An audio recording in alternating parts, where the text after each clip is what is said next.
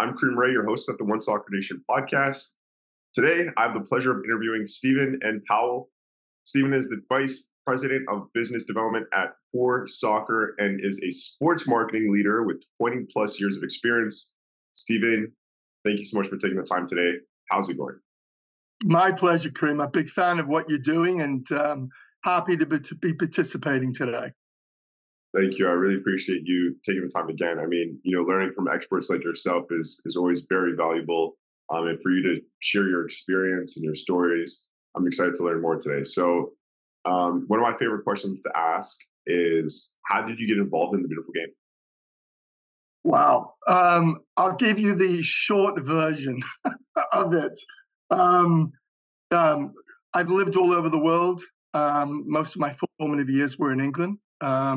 Growing up there, obviously everybody wants to be a professional footballer, professional soccer player. That was my dream. The closest I ever got was when I was like 16. I had a trial for Arsenal that they told me, you're a good player, but nowhere near good enough to play for us. That's the club I have the greatest passion for. The other thing I wanted to do, Kareem, was I wanted to be a commentator. I wanted to be a play-by-play person. I had heroes that worked for, this is, decades before Sky Sports, back in the BBC days, the people like John Motson and Dickie Davis on ITV and Brian Moore were heroes to me as well as the players. They were such an important part of the game. So those were the two areas I wanted to go into. Once I realized I didn't have what it took to be a professional footballer, I went down that media route and landed up getting that training here in the States, actually, and worked on air as an on-air personality and then running radio stations and then really, really burying myself into more of the sports side, covering big events, World Championship boxing. Soccer was pretty non-existent then, but wherever it was, obviously I gravitated towards that. And that kind of led me to my first job in professional soccer in Wichita, Kansas, with a pro indoor team, because I had been packaging and selling so much of the commercial rights whenever possible around the on-air packages. I felt this is a good transition into working in the game on a commercial side. Nobody thought I'd move to Kansas to do it, but it was an incredible experience. Very professional, talented people that I work with in Kansas who I still stay in touch with today. So it was a great start for my career, to be honest with you. Absolutely. You mentioned traveling all around the world. What's your favorite country? Ooh, I've got to say England and the US is my two favorite countries. I worked in the Scottish Premier League with Hibernian, and that was a pretty amazing experience. I've got family from Northern England. My grandfather was from Newcastle, close to the Scottish border, but I'd never been to Scotland before, Kareem. So that's definitely up there as well. It's some of the most beautiful countryside on the planet, as long as you choose the right time of year to be traveling over there. But probably those. I mean, America's such an expansive country, and there's so many beautiful things to see in this country. I think I probably have got a lot more to see here before I can give you that opinion, For sure. Well, you're currently out in California. You're the vice president at VC Soccer. The vice president at For Soccer. We'll start there, and we'll kind of backtrack a little bit back in time. So we'll kind of reverse it a bit. Yeah, sure. So, what is For Soccer for our viewers? First of all, I tell you, I know people tend to say this about their company, and it sounds, very forced. It's an amazing organization. It's the preeminent soccer marketing, media, and experiences company in North America. It strategically connects brands to consumers, across the country through the content that we can produce, through a lot of the media influencers that we work with, media distribution, and two really amazing properties that we own and operate. One is called Alianza de Football, which I remember attending when I was with the Earthquakes many, many years ago in San Jose. And the program Alianza de Football celebrates its 20th anniversary this year. It's the largest Hispanic soccer program in the country.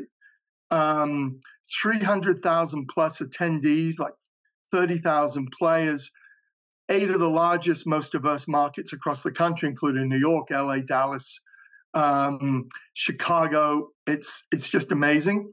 And another program which is a little newer, and it's ran by a gentleman called Patrick Rose, who does a terrific job, is called Black Star. And it's definitely a one-of-a-kind program which is committed to cultivating Black soccer culture, which is getting bigger and bigger in this country.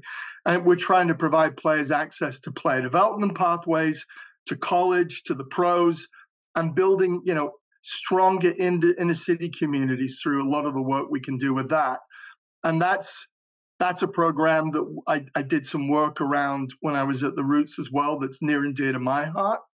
And this organization was a merger between For Soccer Ventures and Gilt Edge Marketing, which did a lot of really, really good work, led by John Guppy, that used to be with the Chicago Fire and the New York, New Jersey Red Bulls. And Heath Pierce and Bert Cherry and a bunch of really, really talented people on the For Soccer Venture side brought these two companies together because we realized there was a need. There was a need for a brand that understood the soccer communities across the country. And the cool thing about it, Kareem, which you'll appreciate, is everybody that works for the company has this deep lying passion for the game. So nothing feels transactional. Everything feels very, very authentic when I'm talking to people within the company, that we have a brand that's looking at doing this and looking at doing that. There's nothing that doesn't have authentic roots in the conversation when we start ideating about some, different things. It all circles around the game in a respectful way, an authentic way. So it's taken me 30 years to find this role. I've been around the world for different clubs and organizations, but I worked very closely with a gentleman called Mark Harine that used to be at ESPN for a long time. And it's just a neat organization. And we work with a lot of brands, that Allstate, Verizon, Ford Motor Company. We do some work with Univision. We do work with Liverpool Football Club, with the Premier League. It's very, very wide swath. And obviously with the World Cup just 2 years away, Kareem, I just think we're really, really well positioned to help a lot of people and help the game grow. Amazing. How many people do you guys have at the organization? Oh, that is a great question. Pull me up on that one. I would say it's probably full-time, maybe 30. Our CEO, Ernesto Bruce, is going to get on me about that and say, that's not the correct number. You should have known that. But I'm going to guess around that. Okay. And we're spread across the country. We've got people in the Pacific Northwest. We've got people in New England. We've got people in Florida, Texas, and out here in California. Heath Pierce isn't far away from me. He's a former national team player, obviously. So we have a lot of really, really cool conversations around the game and how we can engage with brands and use soccer clubs better. You can tell by the quality of the people that we're attracting to join our organization. Our head of marketing, his name is Scott Hutchinson, and he's posted some roles recently for some different creative positions, marketing positions. And the quality of people, Kareem, that are applying for these gigs says a lot about the belief these people have in who is For Soccer and what we can do, but also says, which is really good feeling for me, says a lot about where our game is. Our game is in a totally different spot than it was 3 decades ago. Absolutely. The game's continuing to grow. You mentioned, we got the World Cup coming up in the next 2 years. You mentioned, creating more opportunities for Black people on and off the field. That's something For Soccer is providing. Yep. Something that, USL just made an announcement about a few months ago that, they're creating more opportunities. It's called something specifically. I just don't remember it off the top of my head. But I do remember MLS Black Players for Change shut out Quincy Amarikwa. That was a big push after the George Floyd incident. Rest in peace. I don't like to get into the political side too much of things, but you're definitely seeing that big push there. Why do you think, um, like, why does there need to be these, you know, especially you're seeing it, I'm seeing it in the digital age too, where it's like, because of the internet, you're not able to see color, but you're using words like white, black, Hispanic to identify people through the internet to figure out what race they are. So Yeah. why is there this? Um, I know I'm mixing a lot in here, but why is there this thing where like black uh, people within sports space, need to have this like black? Like why? I'm interested just to get your perspective on that. Wow, that is an amazing question. Amazing question. And it's something when I was at the Oakland Roots, we spent a lot of time talking about, right? As an organization. Um, I think there is, I've was raised with man, it sounds like a cliche thing to say, but very much a colorblind view of the world. My view is, I'm all about people and understanding people and learning, different things about people, what makes people tick. I think obviously, when you look at the history of the U.S., and especially certain parts of the country, there has been lots of challenges for people of color, and there still is challenges for people of color. A lot of it, I think, is it's important for people to understand history. I think it's important for people to understand different cultures and the influence those cultures have. It's interesting for me, Kareem, when people have talked about, and I've had this conversation at various clubs, and there has been sometimes this tendency to describe people as African American rather than black, and I've had dear friends of mine that were from Africa, from Nigeria and Ghana, and they would get not offended, but I'm not African American, I'm from Ghana. So I think it's just a case of people need to spend more time understanding and learning. I think one of the things that sports is able to do, which is what I love about our game, is it brings everybody together. It is the most colorblind sport on the planet, right? It brings cultures together. It brings people together. It's the united language that we all kind of share. That the moving that my family did with me when I'd go from one country to another country, football, soccer was what connected me with people. I was kind of a shy younger person, and I'd go to different countries, and I felt very left out and not connected until someone brought a ball out, and then we could play. And I still think that's what's important. And when it comes to inner city communities, and we're talking about people of color, I just think it's opportunities we need to provide more platforms for people to be able to play the game. There's lots and lots of great work being done by youth soccer clubs all across the nation, where there isn't fees involved, right? Where they're trying to provide pop-up opportunities for kids to go out and learn and play the game. I think we need to be doing more of that, frankly, because I think that provides more opportunities of people in the inner city that don't have the resource to be able to be exposed to the game and see the game and enjoy the game.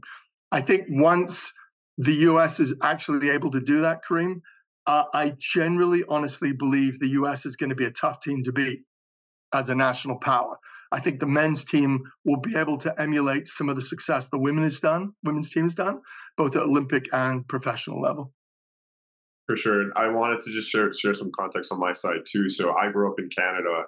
I'm a 2000 baby. So, in Canada, it's very diverse, and, we have every culture around the world here. So when I was growing up, all the way from kindergarten to high school, it was always collaboration with different cultures. And I've always kind of been that social butterfly per se. So I was always collaborating and always learning. And still till now, I'm very open to different cultures, different races, always learning and not stuck in one box or religion.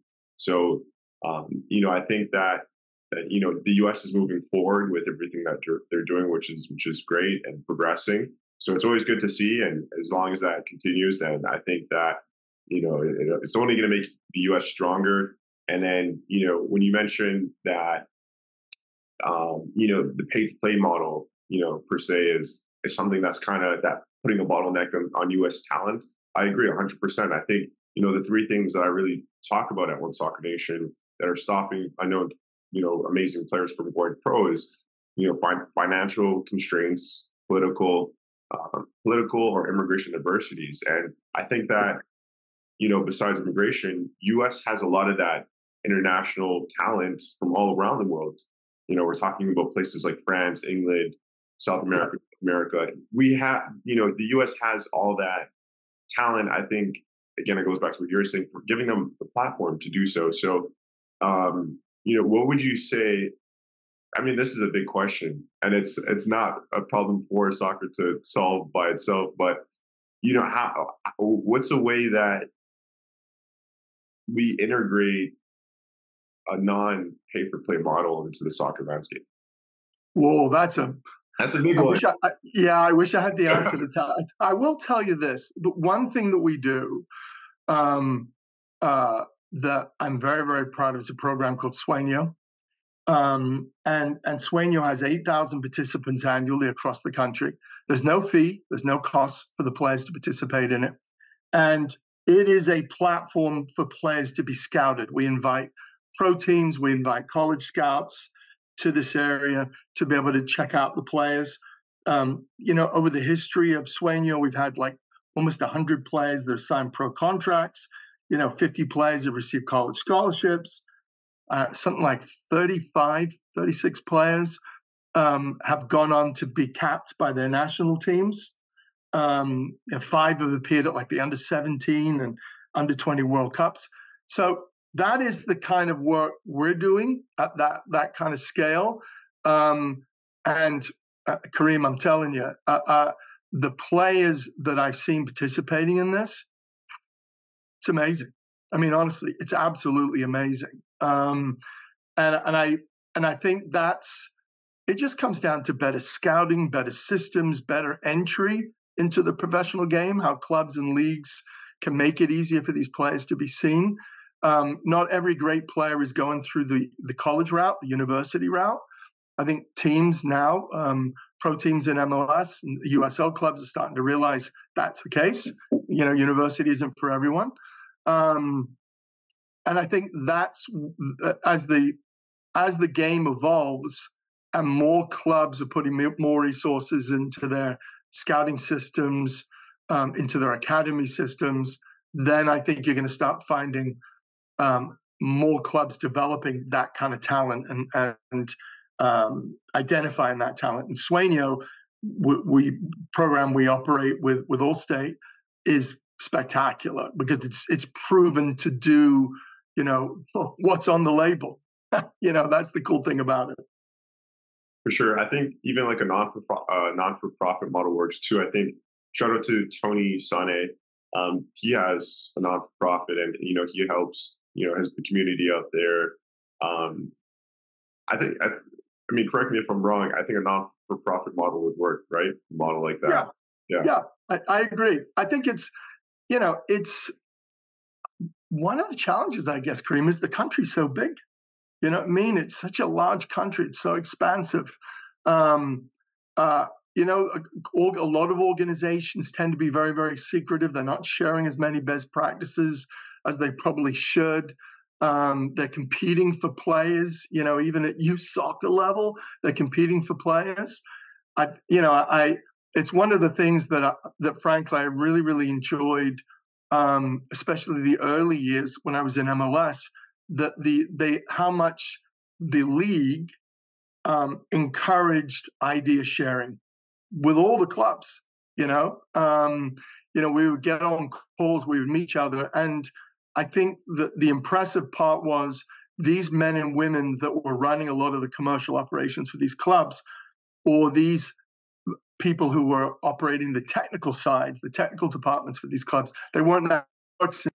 Yeah, I think when it comes down to where soccer is, it's about encouraging more and more of these clubs at youth soccer level all the way through the pros to be willing to share more information, to share best practices, to talk about the best way to develop players, to identify players, to nurture players, both on the the men's and women's side. One of the exciting things that I was very proud to be a part of is the early days of MLS. The league really made a concerted effort to encourage all of us that were really driving the commercial operations and the technical departments, which were pretty small in those days in MLS, to really share ideas and talk about things so the whole league could grow. Yes, as soon as the whistle blew, we were, ready to beat the what out of each other because we want to win.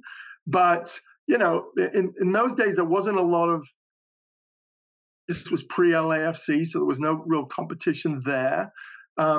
There was only one team in New York. That was before Red Bulls came. So there really wasn't a concern about someone's going to steal our ideas. It was what's working in Philadelphia, what's working in New England. Can that work in Dallas? Or can that work in LA or San Jose? So I think that's something that people need to be more willing to do. And I think if we do that together collectively, I think all that can do is just improve every level of soccer in America. 100%. I like how you mentioned that point about, on the field, it's a battle. We're going against each other. We want to win. And then obviously front office, and, it's more of a collaboration and teamwork and sharing ideas, sharing what's working and what's not. I think that was probably, one of the most interesting things for me learning, transitioning from a player perspective to to the business side of soccer. I do want to mention here, and then ask us a question about For Soccer again, going back to For Soccer. But you've collaborated with a lot of clubs. We got, it looks like a Scotland club. I'm not even too sure I'm going to butcher this one, but Hibernian Football Club. Then going Hibernian, Hibernia, and then going back to the U.S. side, we got San Jose Earthquake Soccer Club. You were there for 1 year, back in 2003 to 2005. You were the vice president of sales at New York Red Bulls. Houston Dynamo Football Club. You were there for 12 years. They're based in Houston, Texas, from 2011 to 2018. So, and then I guess the last one I'll mention is Oakland Roots Sports Club. You were there for 2 years. So you've had a lot of different experiences. You're the chief revenue officer there. So you've had, tons and tons of experience. What would you say are like the top 3 things that you took from each experience, from each organization? Yeah, I took so many different things from so many of those different organizations. It's because they all had, they all had different challenges, Kareem, right? It was different arcs in the game in terms of where we were from a development standpoint. Being when I was in Scotland with Hibernian, which is, a 150-year-old football club in Edinburgh, playing against Celtic and Rangers every other week. It was Aberdeen Football Club, some historic clubs. It was an amazing opportunity to be a part of it. And, when we were talking about being friends off the pitch and enemies on the pitch, that was one of the best examples of that, because we would invite the directors of the other club up into our boardroom for a cup of tea and a pie before the game, and it was handshakes. But once the game kicked off, it was everyone at it. It was battlefields. And then halftime again, it was gentlemen again. And then it was a battle again. So I just loved being part of that pure passion that was involved in it. And a lot of that came from history, obviously. When I joined the Earthquakes, they'd just gone through a transition from Kraft Sports Group had them for a while. Then the San Jose Sharks had been managing them for a while. AEG, I think, had them for about a year or so before I got there. They'd won MLS Cup in 2001. Left Scotland to come back to the States. We won MLS Cup my first year there. It was then owned by AEG, Anschutz Entertainment Group. They then and it was one of the factors, I think, in my career that I'm very blessed by, Kareem, was the people I work for and work with. I generally feel that's a consistent vine that goes right the way through my career, and how lucky I was and blessed to work with people. When I was with the Quakes, and before that with the Wichita Wings and with the Pro Indoor League, I was working for people who were pioneers of the game. These were people that came from the UK that were part of the North American Soccer League.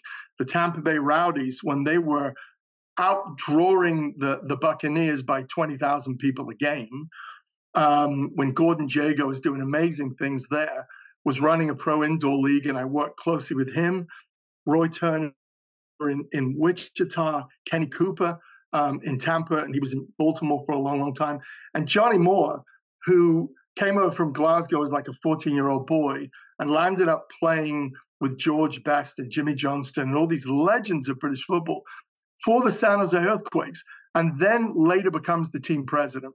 So what that gave me was this past and then the current and what the vision was. And the amazing thing about that group of gentlemen was they were all innovators. They weren't, oh, in the old days we did this, and the old days we did that.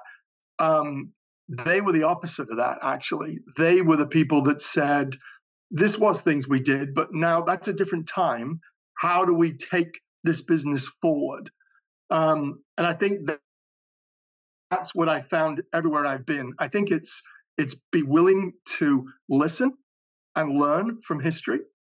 It's be willing to be innovative every single day, every single minute of every single day, how you can be different, how you can be unique, how do you position your club, how do you position your brand to be different. And I think I used that word a few minutes ago when I was describing For Soccer. I think one of the most important things is authenticity. And that is something that, as somebody that, no matter how many years I work in the game, Kareem, I love this game as a supporter, as a fan. That's me. Every Saturday, I'm watching games in the Premier League with my two boys. We're watching MLS games at night. I attend MLS games. I attend USL games. I love the game. So it's important that you're authentic and you're respectful of the audience that's out there, right? You can't tell them one thing and expect a different result. Supporters in America now know the game, understand the game, and want to be respected for that knowledge. I think that's important to be able to, align on all of those key principles of how you build those relationships. For sure. Yeah, no, for sure. And you're seeing fans grow, and we're going to see it grow within the next 2 years, the World Cup 2026. And even before that, we got Copa America. And then maybe after the Men's World Cup, we'll have a Women's World Cup in the U.S. So, and I really appreciate you sharing that. You got to be authentic, and for someone like you watching, the English Premier League and then the MLS, that shows your commitment and love for the game and passion. Where do you see fans in the next 2 years, especially new fans that are going to be created through the World Cup and the Copa America? Yeah, that's a terrific question. I tell you what I think is interesting about that, Kareem. So I remember my first year I joined MLS was 97. Okay, I just left a pro indoor team. I was in Tampa with a team that's no longer there called the Tampa Bay Mutiny. And I remember in those days, there was some consideration and thought across MLS that the league should just try and go out and convert fans of other sports to become fans of our game. Then I think in time, we realized that wasn't necessary. Actually, those pioneers I mentioned earlier had already developed and helped to grow a real strong audience of people through youth soccer, right, that were playing the game, and their parents who'd played the game and coached the game to become really, really passionate about it. I think where we are right now is as the game keeps on evolving and more people are watching games, whether it be they're watching games, MLS games or USL games or Premier League or La Liga or Liga MX, they're just absorbing so much of this content. I think a lot of how we're going to be tasked to share that information and how the pro clubs are going to be tasked to build different kinds of relationships with those supporters, because they're going to be asking for different content. I could tell you that, pre-Sky Sports, how football clubs in England shared content information with supporters was one source. It was the game day program. the match program. That was it. There was no websites. There was none of that existed, really.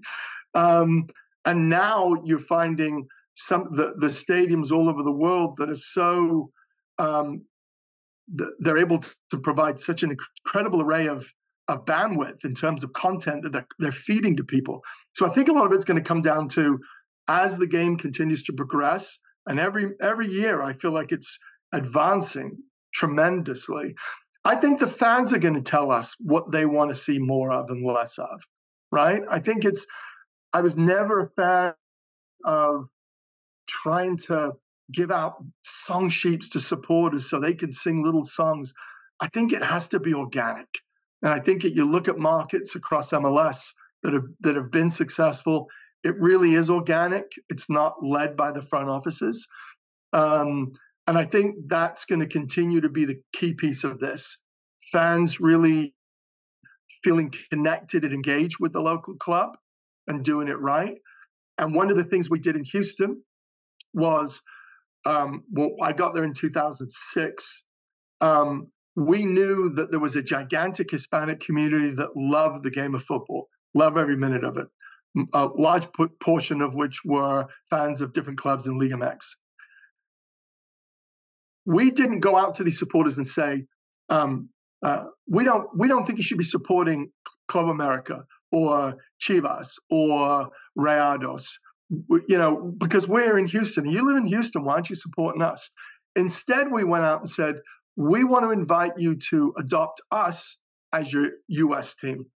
We respect the fact that you have this other fan. In fact, wear the jersey. This was unheard of in those days. Wear your Chivas jersey, come to the game, show your pride. But we want you to adopt us. In time, we started seeing more and more of those fans. And I remember seeing them coming to games wearing our jerseys. That we knew you're never going to, and by the way, it's never going to happen with me either. Never going to suck out that passion, that history, your family's history for a particular team from the home country, but you can complement it with the country that is now your home. For sure. Steven, how far do you see the U.S. from the U.K.? The U.K. is like 100 plus years in with history, and culture, and programming, and obviously they have a different type of support from the government versus where the U.S. is. How far is the U.S. from the U.K.? It's a great question. MLS is a long way from the Premier League. How many years? Ooh.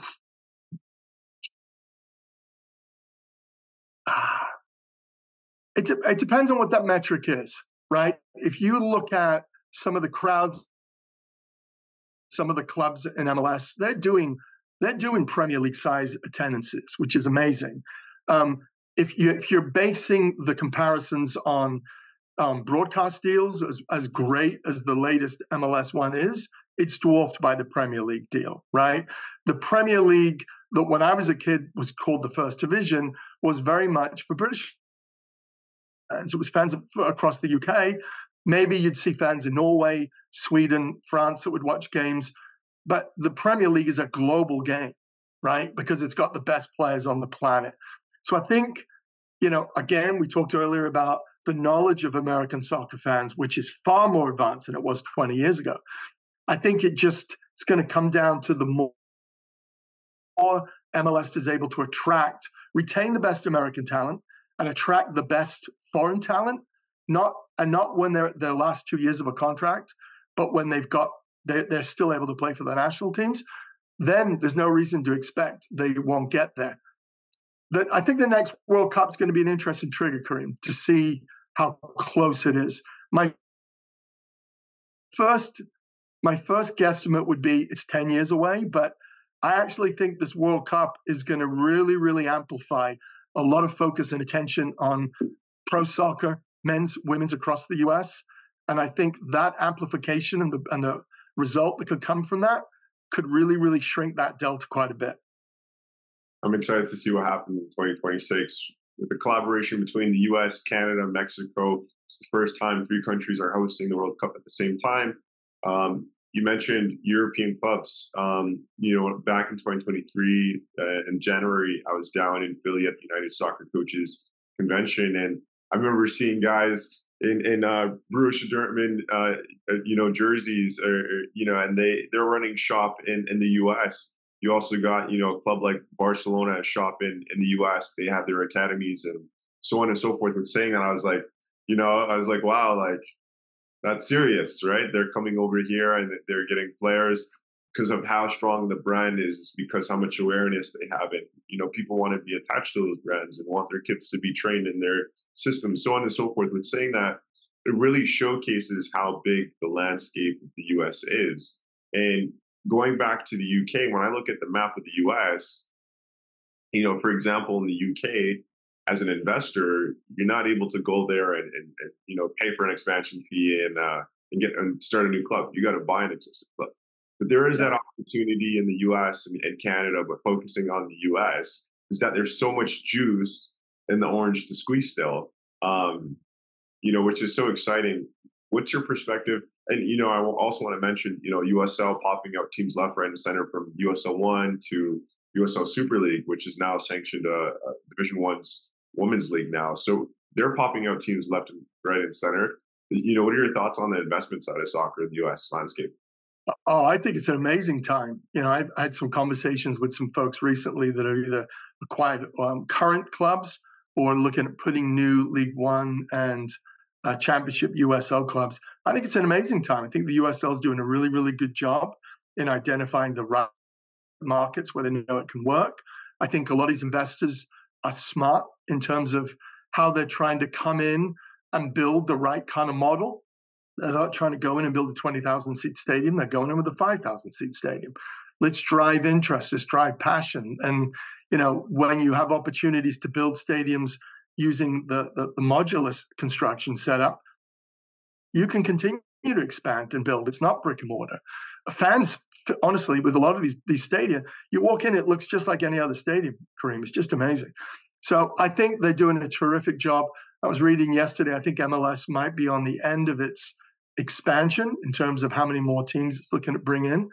Now their focus very, very much is, let's make sure all of the teams are operating as efficiently as they possibly can, managing expenses, but especially driving revenue from a standpoint of what they can do from the partnership revenue side as well as ticketing.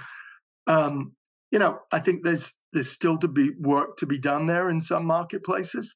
But the closest protein to me is the San Jose Earthquakes. And I think back to, and my wife actually worked for the club as well. When I think back to us playing at Spartan Stadium, where the original Quakes played as well, by the way, which was, I wouldn't use the word dilapidated because it wasn't, but it was struggling. It was really on its last legs, right, in terms of its existence, it's since been torn down and rebuilt. And I look at what PayPal Park is down the street where the Quakes play. It's amazing. And I think when you look at that and talk about this is what's happened over the last 10 years, then you think, wow, what can the next 10 years potentially look like? That's the amazing part of where the league is. I love promotion relegation. It's when I've had conversations with people, American investors interested in acquiring English Football League clubs or Scottish clubs, it's one of the things that they just love. When they talk about, tell me the story, and I'm sharing with them, well, you can buy a club in the second division in Scotland, and you can land up being in the Scottish Premier League in 4 years. It's going to goes up 10x, 20x in that period, and ideally you're going to be running it as as sustainably as you possibly can. And the same thing with England. I think that's important. I think that's important part of the story that really engages and excited. I think the whole the Wrexham Way series that tells the story of Ryan Reynolds and Rob McElhenney and what they've done at Wrexham, it's just brilliant, right? They've done the same thing with Sunderland Till I Die. That kind of content and telling those stories, I think is important. And I know most people in North America love the story of an underdog. And I think promotion and relegation does that. So I hope it's something that, is part of the future of our game in the US. I understand if someone's making a $500 million investment in a MLS team, that there's going to have to be some kind of mechanisms to work around what that looks like. They do it with parachute payments in England, obviously. That kind of helps over a 3-year period.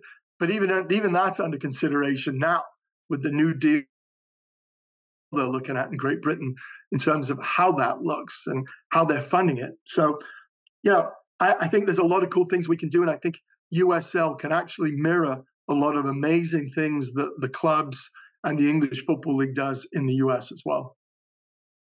Understood. I think that, I'm hearing, from some resources on the insides that there might be something happening for the World Cup within, whether it's MLS or USL. So that'd be pretty interesting to see.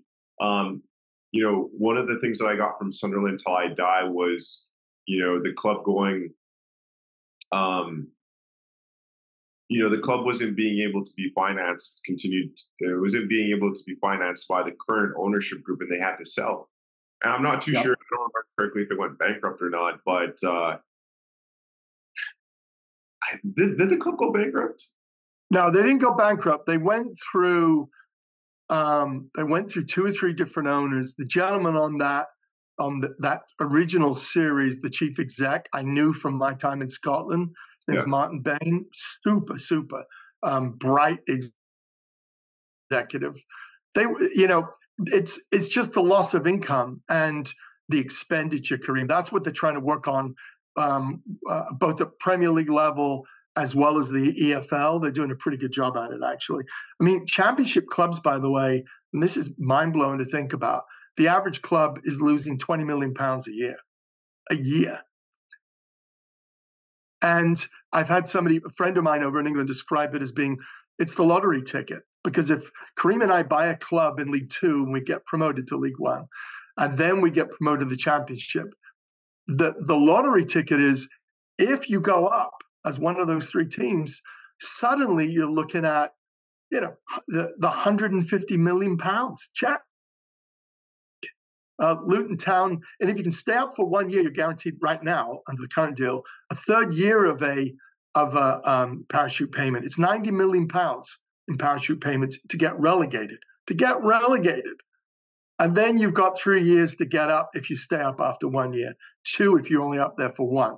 So that's when you start seeing teams going up and really, really fighting till the end, because it's financially important to the club. They've got some Louise Dreyfus money behind Sunderland now, and they're trying to do some things right.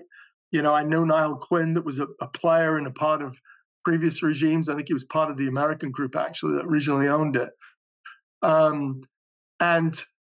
You've got some really, really bright people at these clubs that are part of previous regimes that are trying to provide advice to the current groups just to avoid this, trying to avoid that, right? And I think that's the key with our game here, overseas, and everywhere else, is let's try and make a point of engaging with people who were at the club previously, whether it's in England, whether it's America, to find out more about what their experiences were, right? To be able to, frankly, even if you might not respect that person, then at least go and find out the mistakes they made so you don't make those same mistakes.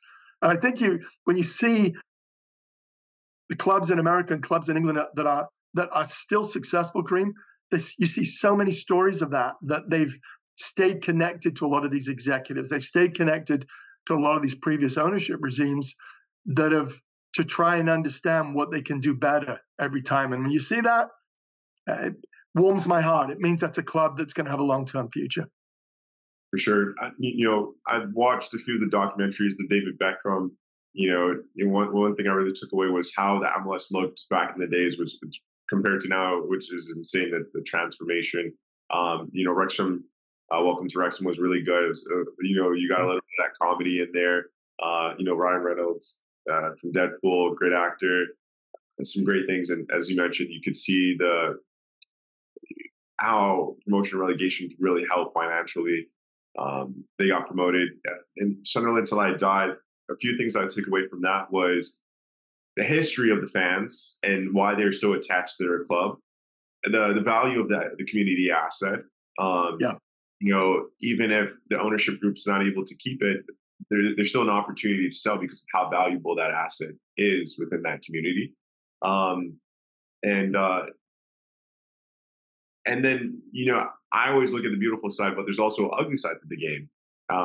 With fans, when we're talking about bigger teams playing each other and fans getting into it. But focusing on the beautiful side, it's such a powerful game that brings people together. And coming towards the end here, Messi's in the U.S., Suarez, Sergio Busquets, Jordi Alba, they're all down in Inter Miami, nice hot sun in Miami. And we're seeing the Messi effect before the World Cup. So it's really cool.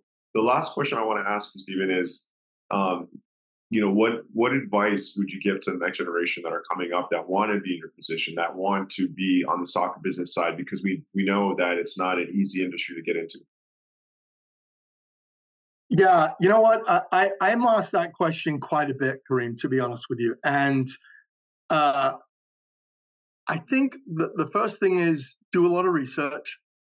Don't always be attracted by the shiny objects.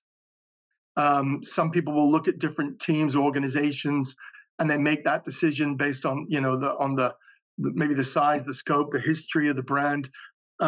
When I was looking at hiring people at different clubs over the decades, I was always looking for people that were at challenger clubs, challenger rights holders, where it really, really had to graft to get people to return phone calls, right? I mean, I know there's huge expectations if you work for the New York Yankees or Manchester United, but I'll also say my guess is if you and I work for Manchester United or the New York Yankees, we get return phone calls. When you're not working for those clubs, it's a lot more, I think, hard grafting. So try to find organizations that are going to give you opportunities to grow, to learn. Find organizations that have leadership that you feel are going to be willing to give you the opportunity to fail, right? To be innovative, to work hard, and to ask a lot of questions. I think if you can find that, and I think there's plenty of clubs in the US that can provide you those opportunities, I think you're going to develop and continue to build a passion for the game and, hopefully contribute and help this game be stronger and stronger over the next 50 years. Amazing. Stephen, thank you so much for sharing that. I want to be respectful of your time. I know we're at the end here, but it was awesome having you on. Learned so much, and I look forward to continuing to learn from you. But for now, I just want to thank you for being on the One Soccer Nation podcast. Thank you very much, Kareem. All the best. Like I said earlier, love what you're doing. I'm going to continue to watch the other future podcasts, and I encourage my friends to as well. So thank you very much, and continue the path and rolling it together. Thank you.